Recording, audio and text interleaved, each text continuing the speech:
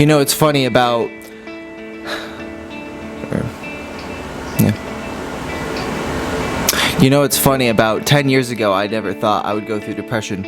You know, I was someone that... I was young, getting to graduate high school, moving to Florida, you know, doing all these positive things. Didn't really have a care in the world, wasn't thinking too much either, you know, just carefree. Little did I know that 10 years ago, everything was gonna change.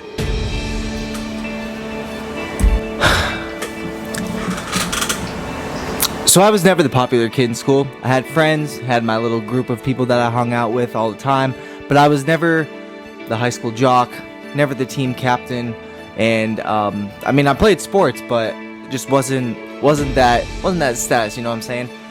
And a lot of times I wanted to be, or at least I wish I was. And so for the first 18 years of my life, I was single. Nothing wrong with that at all.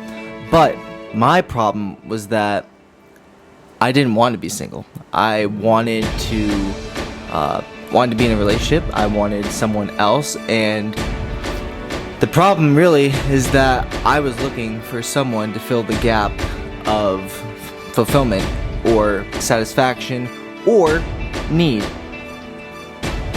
I relied on, or I was seeking someone else's happiness to fulfill my happiness, and I was chasing this for so long, and little did I know that it was actually destroying me mentally, like completely, and I had no idea.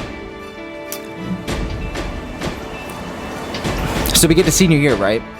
And again, going to school, like I knew that I was going to college like right before, like literally the month before my senior year started. I found out I was going to college, so like I literally just had to pass.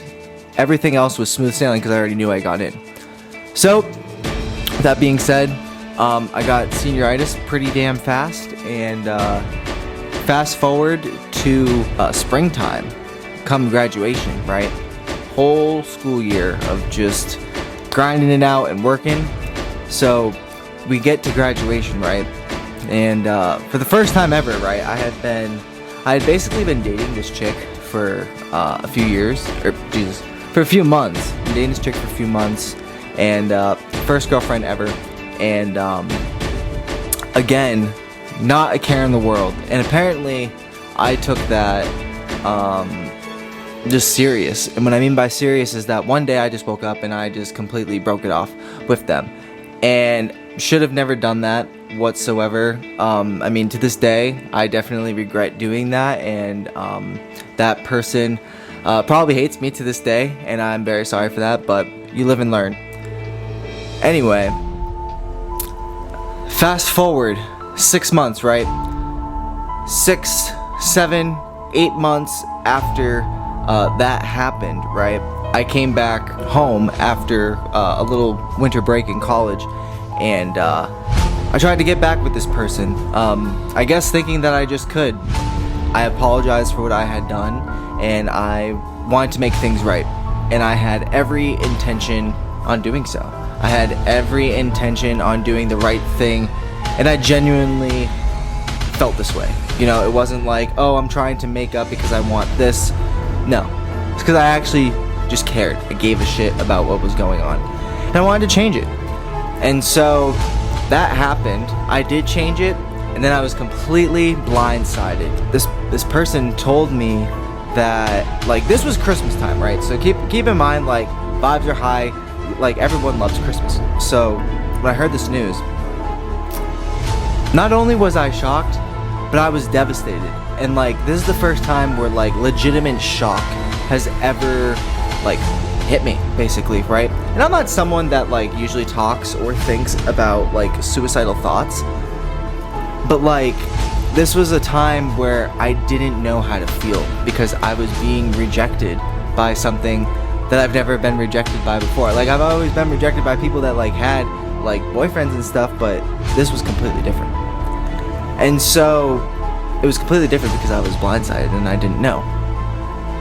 And so that night was probably the longest night I've had in the last 18 years, and that is because the amount of shock I had in my body. Like, when I read the messages of these things, I went outside in my backyard and basically like got all teary-eyed, and then I went in my house, told my mom I was going for a car ride, and then I remember literally driving like to a mountain. I drove to a mountain, and there's a tree. There's a tree on one of the roads, basically the main road, and it was like a little turn, not like a full turn, but like a little turn. And I just remember looking at this tree, and I'll never forget this, because this is the one time that I could have died if I really wanted to.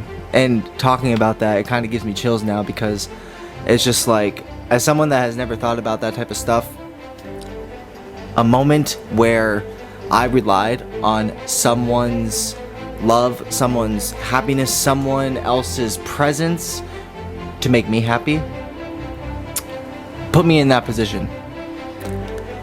Now, other people experience the same. Some experience a lot worse. But this was the all-time worst moment of my life. And when I got back from this drive, I just sat in my car for hours, just listening to things and just crying, because it was the first time I'd ever experienced something like this. It was a massive heartbreak. So that is exactly when I basically fell into a little hole of depression. It was the first time I ever fell into it, and I can just tell you that it sucked. There was nothing fun about it, especially when you live in a different state and none of your friends are in that state, you know? I had friends, like one or two from college, including my roommate, but you don't want to, or I didn't want to, put that drama on people, especially when they have their own stuff, and so really it becomes your own issue. And luckily I was able to have a friend of mine who to this day is still one of, if not my best friend, and he helped me tremendously, like every single day, with this breakup that was just so shocking and just so coming at me, you know? So why am I talking about this? To be straight, I wanted to tell this story because I'm a very positive person, and I know that people can relate to this type of story. You know, it took me a while to share this story because I didn't think that a lot of people could relate to it. I also didn't think that a lot of people would like to hear this. I don't even know if people are gonna like hearing it, but this is me showing my vulnerable side when it comes to my story, my journey, why I got into fitness. And a lot of the times, men specifically in their 20s, maybe even 30s, but a lot of times men will go into fitness or get into fitness because of a breakup, or because they just want to impress someone so that way they can get into a relationship with someone. And I want to share my story, want to share my journey with you guys, and I just wanted to share that very initial part because that's really what got me going with all this shit. And I cannot wait to dive into everything else with you guys.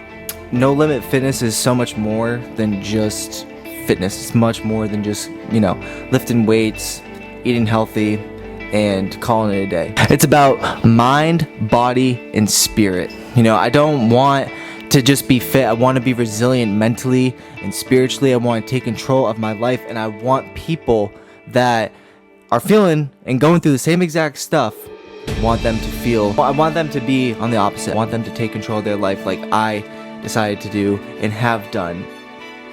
And No Limit Fitness,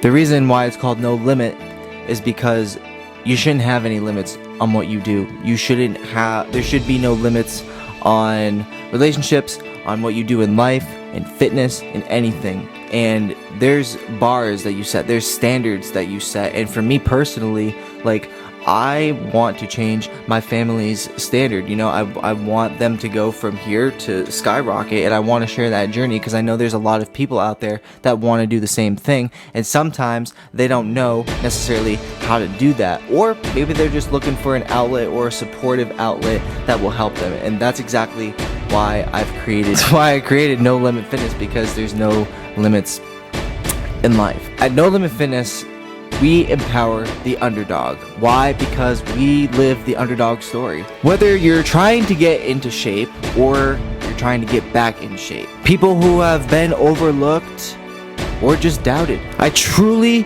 believe and feel confident that I know how to bring out the best in people. I also believe in myself, and I'm fully confident that I can show you what you're truly capable of when you can't even see it. I know how to bring out the best in people that might feel misunderstood by helping them realize they can define their own standard.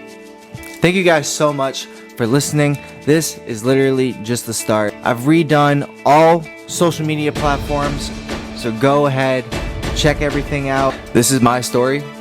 This is my journey. This is No Limit Fitness.